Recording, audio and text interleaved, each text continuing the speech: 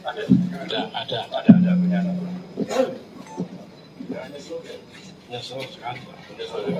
Disaksikan Jenderal Bintang 2, Ganjar Pranowo merasa geram ke pengasuh Ponpes yang berhati iblis.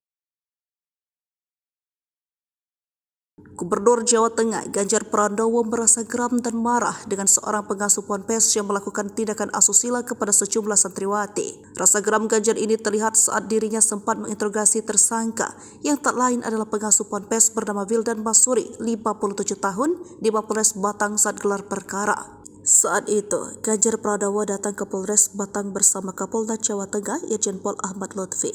Dicecar pertanyaan dari Ganjar, Wildan pun mengaku ada 2 alumni santrinya juga menjadi korban. Ganjar mengaku marah dengan peristiwa itu. Catatan kelam dunia pendidikan orang nomor 1 di Jateng menganggap kasus itu merupakan catatan kelam di dunia pendidikan. Pasalnya, kasus tersebut bukan pertama kali di Batang.